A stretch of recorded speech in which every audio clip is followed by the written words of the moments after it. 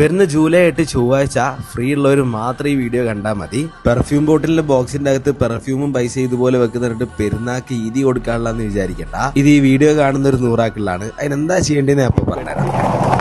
ഈ പെട്ടി നിറച്ചു സാധനം ഉണ്ട്, വന്നോളി. എന്റെ കയ്യിലുള്ളതാ ഇത്രയും പൈസ ഉണ്ട്.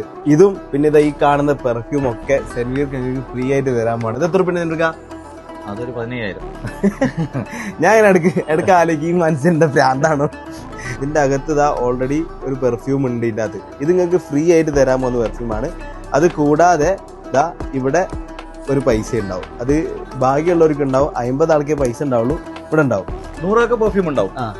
50 ആൾക്ക് സ്പെഷ്യൽ ആയിട്ട് അതിൽ പൈസയും വെക്കുന്നുണ്ട്. 500-ൻ്റെത് 200-ൻ്റെത് 100-ൻ്റെത് 50-ൻ്റെ ഇത് ഏകദേശം 50 നോട്ട് ഉണ്ട്.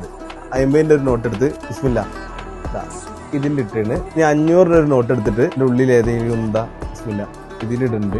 200 ഒരു നോട്ട് എടുത്തിട്ട് അങ്ങനെ 50 ആക്കിയതാ ഇതിലിടുന്നുണ്ട്. ഇടുന്നുണ്ട്. നിങ്ങൾക്ക് ഇവിടെ വന്ന് ഈ സാധനം വാങ്ങുമ്പോൾ കറക്റ്റ് ഇതിന്റെ അകത്ത് നോക്കിയാൽ ഞാൻ ഇട്ടമാതിരി തന്നെ ഇതിന്റെ അകത്ത് ഉണ്ടാവും. 100-ൻ്റെ ഒരു നോട്ട് എടുത്തിട്ട് ഇതിലിടുന്നുണ്ട്.